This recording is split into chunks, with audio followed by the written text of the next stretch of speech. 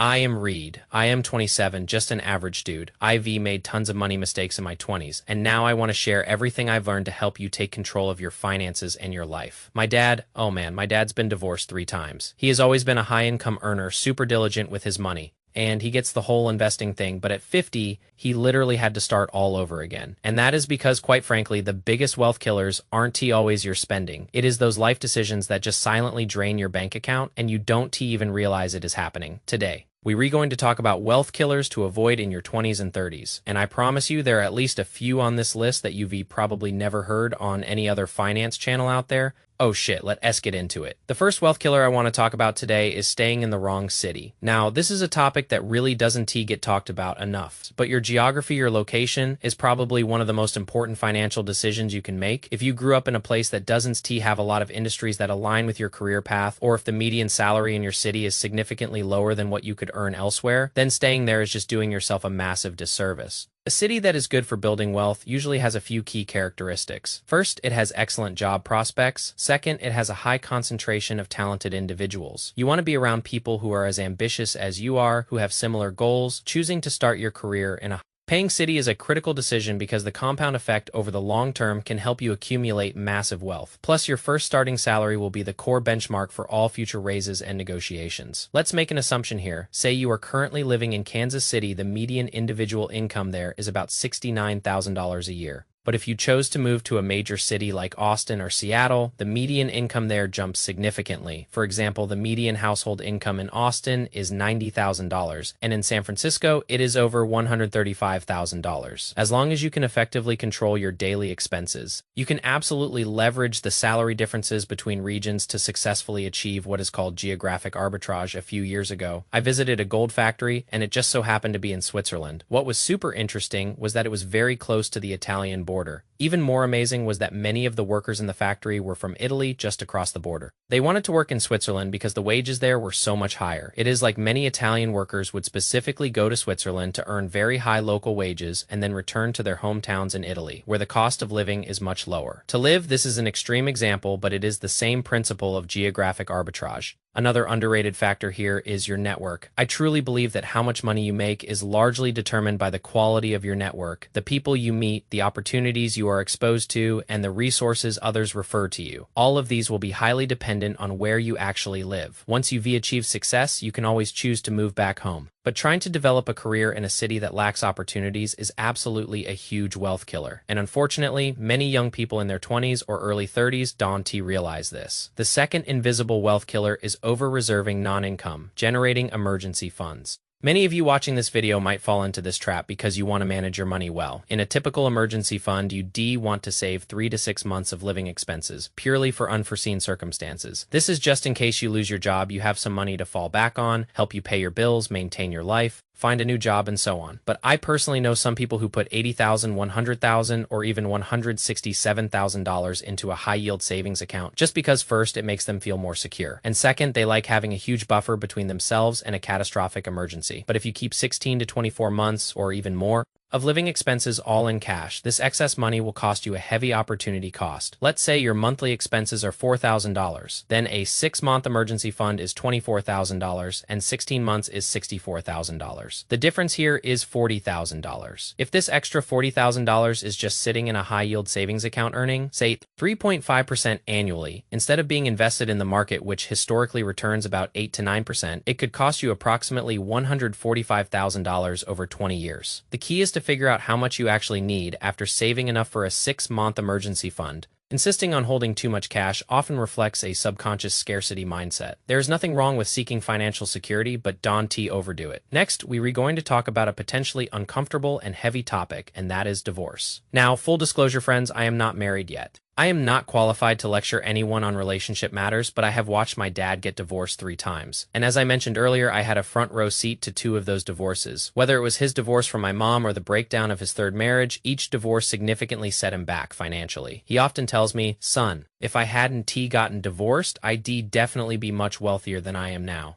This really proves that choosing the right partner is absolutely one of the most important financial decisions you ever make in your life. The divorce rate in the United States ranks 6th globally, even more astonishing. The divorce rates for second and third marriages are as high as 60 and 73%, respectively. This clearly indicates that people with a history of divorce face an even higher risk of divorce when they remarry. You might think that with such high divorce rates, everyone should naturally sign a prenuptial agreement to protect themselves. But that is not the reality, as reports indicate that only 15% of married couples sign prenuptial agreements. The main reasons for divorce typically include a lack of commitment from both sides, infidelity, and long-term financial stress. Additionally, the proportion of early marriages is also very high. So why do we say divorce is such a deadly wealth killer? Obviously, divorce itself is quite expensive. It can easily cost you over $20,000, but in my opinion, the hidden costs of divorce accumulated are actually much larger. For example, dividing assets, breaking up means having to refinance a mortgage at high interest rates, or being forced to sell a house in a sluggish market, resulting in heavy losses.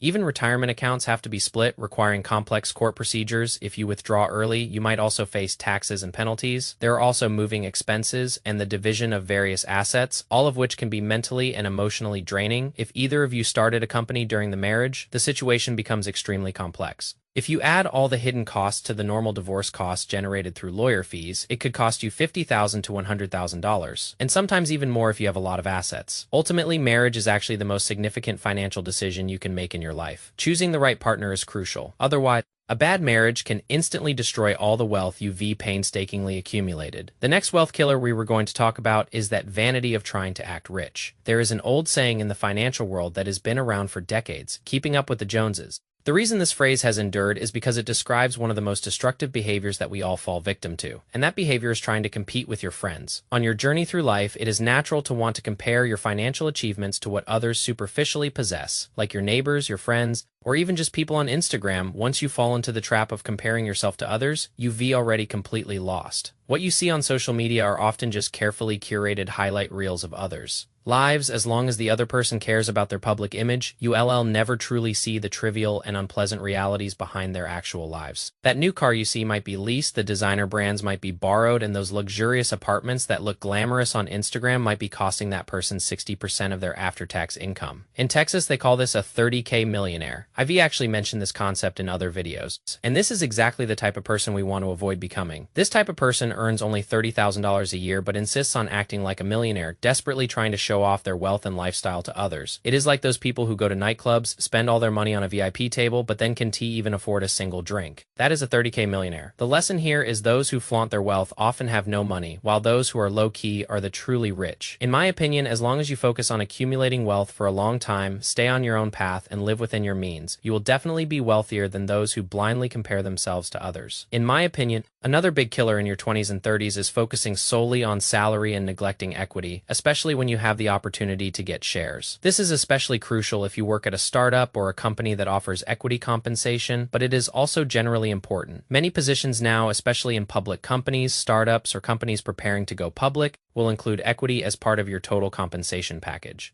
During salary negotiations, you usually have some flexibility. You can choose a higher base salary with fewer stock options, or more stock options with a lower base salary. Many people choose a higher base salary because they want to have cash in hand, which can give them more cash flow, perhaps allowing them to rent a better apartment or slightly improve their quality of life. The key is that once these options are successfully cashed out, their value could even be equivalent to 10 years of your salary. While this depends on the company's development, I understand that not everyone can work for a giant company. But in most cases, if a medium to large company offers you stock options and you are optimistic about the company, I personally believe you should take more stock options and less cash, because stock options at least have the potential to appreciate in value. Of course, there is an important prerequisite here, and that is that you must do your due diligence on the company itself. See if it is really promising. If your friend just started a new startup in their garage, you might want to think twice about the risks involved, whether you want cash or stock options when estimating the value of your potential options. I would do two things. First, I would figure out what percentage of the company's total equity my options represent. If the company gives you 10,000 shares, that number means nothing unless you know the actual total outstanding shares. But if you calculate and figure out how much your shares are actually worth in the equity, you can get the total number of shares from HR or legal. This way, you can figure out your percentage of ownership, then you can move on to the second step, which is to figure out how much your company is currently worth or how much it will be worth if there is a liquidation or IPO in the future. If you own 0.1% of the company, and the company eventually goes public with, say, a $100 million valuation, then your options are worth 0.1% of that, which is $100,000. If you need more practice in this area, you might want to watch the show Shark Tank because they actually often discuss valuation data. I think the more you watch it, you naturally understand through repetition. The next wealth killer is adopting a wait and see attitude when investing. If you are a regular on my channel, you've probably heard me talk about this concept. If we constantly wait and see with our investments, that is absolutely the safest way to not make any money. Let us assume you invested $10,000 into the SP 500 from 1996 to 2025. You can see that if you remained fully invested, your balance would exceed $192,000, but if you only missed the 10 best performing days during that period,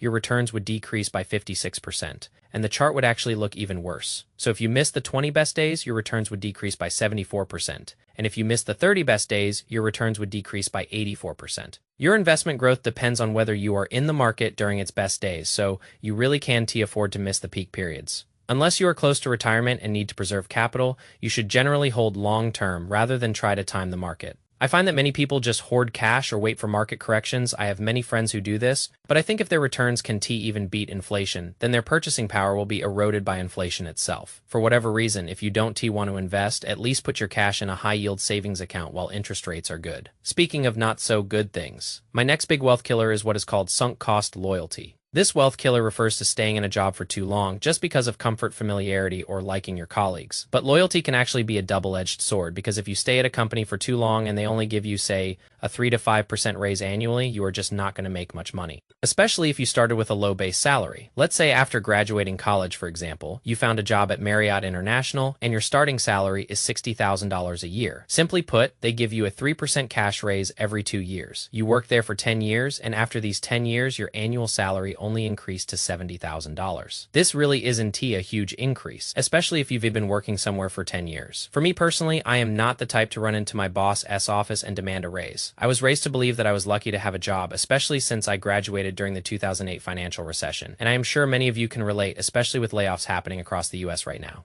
It is true that no one wants to mess with their employer, but you need to understand that companies will usually only pay you the bare minimum to keep you there. If you don't actively fight for a raise or what you deserve, then you are wasting your own enormous potential value. Maybe you can try another strategy to get rid of this wealth killer, which is to change jobs every few years. Especially early in your career, if you can change jobs, you can reset your base salary during negotiations. This often leads to significant salary increases. According to a study by LendingTree, job changers see an average income increase of over 11%, and in some cases, even over 30%. The core idea here is that you need to change jobs every 1 to 2 years. So you can either move horizontally with a salary increase or move vertically with the same salary. Either way, as long as you keep doing this, constantly advancing your position or salary, by the time you are in your 30s, your salary will have increased several times and your wealth will continue to grow on its own. The next wealth killer we were going to talk about today, you are definitely very familiar with. It is debt, especially high interest debt, and even more so if you fall into bad debt. Of course, borrowing money is perfectly fine in some situations.